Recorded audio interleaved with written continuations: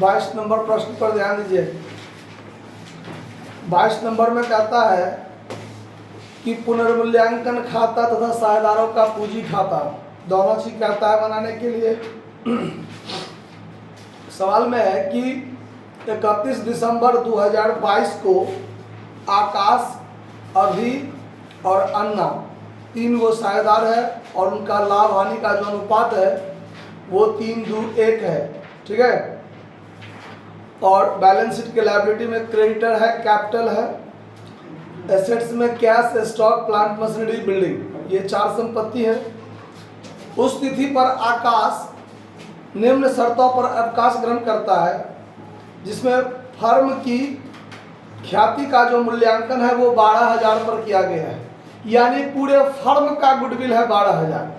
तो जो रिटायर किया उसका हिस्सा कितना, और उसका हिस्सा जो रिटायर किया उसको मिलेगा, देगा कौन? जो बचा हुआ साझेदार है वो देगा। किस अनुपात में देगा? तो गेनिंग रेशियो में देगा। उसके बाद स्टॉक और भवन को 7% वृद्धि करना है, प्लांट को 10% ह्रासित करना है, और यह निर्णय लिया गया कि ख्याति को पुस्तकों में बनाए नहीं रखना है। मतलब ये बात नहीं भी कहा रहता तो भी कोई बात नहीं। अब नया जब साझेदार प्रवेश करता है उस समय में नया साझेदार ख्याति नगद लाता है तो गुडविल का एंट्री हम लोग करते हैं, प्रीमियम के रूप में करते हैं। लेकिन जब साझेदार रिटायर करता है तो उसके हिस्सा का ख्याति नगद में नहीं दी जाती है, उसके पूंजी में जोड़कर दी जाती है, तो गुडविल का एंट्री नहीं किया जाता है। और हम लोग एंट्री बनाते हैं remaining partners capital DR to retiring partners capital, यही करते हैं ना। तो यहाँ पर हमको सीधे एक वर्किंग नोट कर लेना है। वर्किंग नोट क्या होगा तो देखिए, सबसे पहले लिखेंगे ओल्ड रेशियो ऑफ आकाश, अभी और अन्ना 3:1 अनुपात में लाभ बांटते हुए साझेदार है।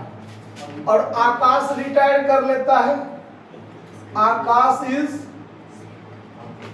रिटायरिंग पार्टनर, और उसका हिस्सा कितना है? 3/6। अब total goodwill of the firm, total goodwill of the firm 12,000 पर मूल्यांकन हुआ है। तो आकाश का जो हिस्सा होगा, आकाशात शेयर इन गुडविल,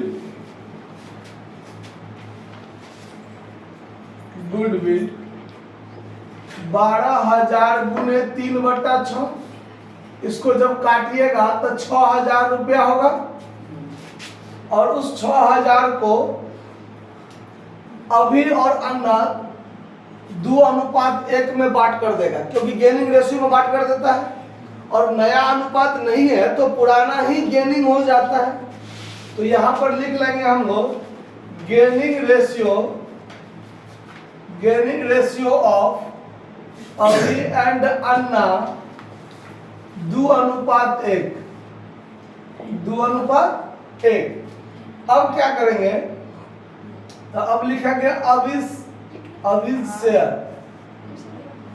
अभी का हिस्सा हो जाएगा 6,000 गुने 2/3 मतलब 4,000, और अन्नाज शेयर 6,000 गुने 1/3 मतलब 2,000। बात खत्म। वर्किंग नोट इतना ही हमको करना था। अब हम लोग बनाएंगे रिवैल्यूएशन अकाउंट। तो जब हम रिवैल्यूएशन अकाउंट बनाएंगे, revaluation account debit credit particular amount आप लोग समझ लीजिएगा, लिख लीजिएगा। पॉइंट नंबर बी और सी, 2 ही पॉइंट है आपका रिवैल्यूएशन में जाने वाला। स्टॉक और भवन को 7% वृद्धि करना है। तो स्टॉक कितना है देखिए, स्टॉक है 1.5 लाख, स्टॉक 1.5 लाख है, और 1.5 लाख का 7%, तब 15 7 105, 10,500। तो 10,500 वृद्धि होगा ना बाय स्टॉक 10,500। और उसके बाद देखिए तो स्टॉक का 60% हो गया, 15 सत्ते 105, 10,500। उसके बाद है भवन को 7% वृद्धि करना है।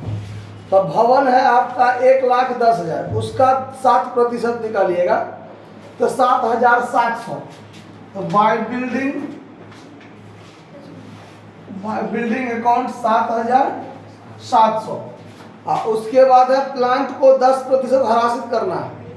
तब प्लांट है कितना, 2 लाख, और 2 लाख का 10% 20,000 रुपया हो जाएगा।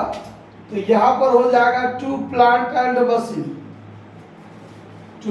एंड मशीन अकाउंट कितना, 2 लाख का 10% 20,000। बात खत्म।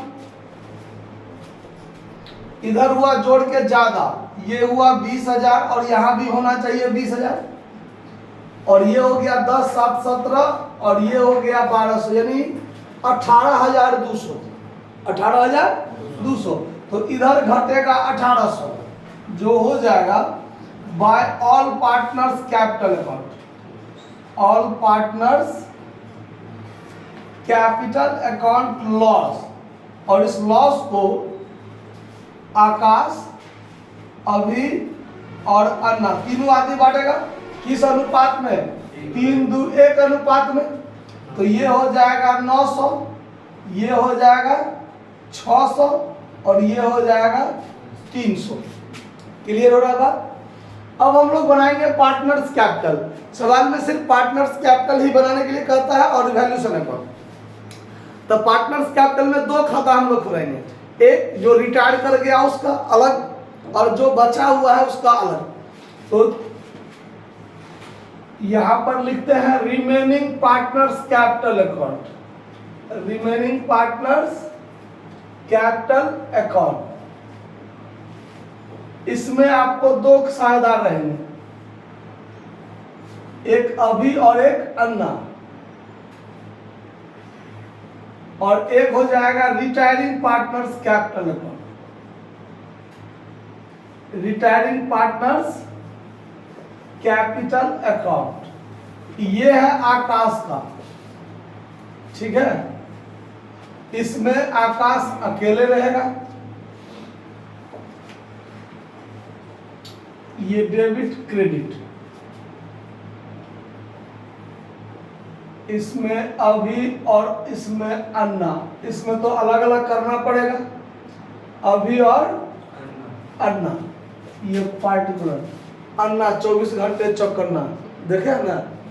चलिए, एक सिनेमा में सुनील शेट्टी रहता है, उसका नाम रहता है अन्ना 24 घंटे चौकन्ना। चलिए, वो वाला अन्ना नहीं है, ये दूसरा अन्ना है, ठीक है। देखिए फॉर्मेट क्लियर है।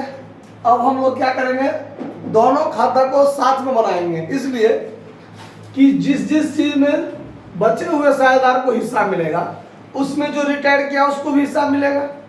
सारा चीज दोनों में होगा।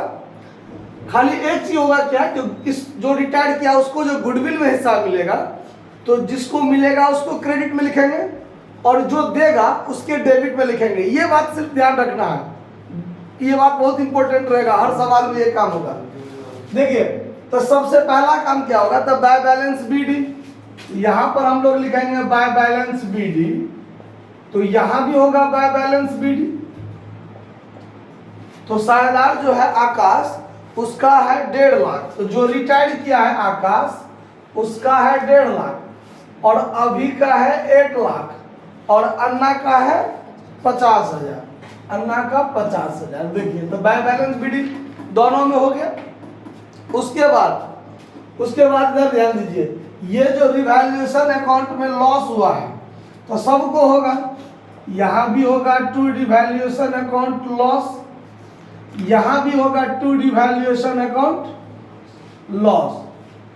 आकाश का हिस्सा हुआ 900, अभी का हिस्सा 600 और अन्ना का 300, ठीक है।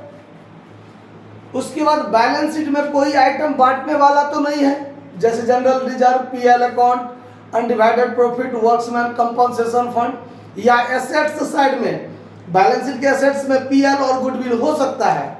किसी सवाल में रहता तो यहाँ डेबिट में बांटते, और लायबिलिटी साइड में कोई बांटने वाला आइटम रहता तो क्रेडिट में बांटते, वो तो है नहीं। उसके बाद देखिए, अब ये जो गुडविल में हिस्सा 6000 हुआ, जो रिटायर किया उसका हिस्सा 6000 हुआ, तो जिसको मिलेगा, यदि जो रिटायर किया उसको मिलेगा तो उसके क्रेडिट में लिखेंगे। और दे कौन रहा है, तो जो बचा हुआ है वो दे रहा है, तो उसका पूंजी घटेगा तो डेबिट में लिखेंगे। तो क्या लिखेंगे, अपने खाता में अपना नाम तो नहीं होता है, तो इसको मिलेगा तो क्रेडिट में लिखेंगे, और देगा कौन, ये दोनों, तो दोनों का नाम लिखेंगे। ये दोनों मिलकर दे रहा है इसको, तो इसका पूंजी घटेगा तो डेबिट में, और नाम लिखेंगे इसका, जो रिटायर किया उसका। तो यहां लिखेंगे बाय अभिज कैपिटल अकाउंट, बाय अन्नाज कैपिटल अकाउंट।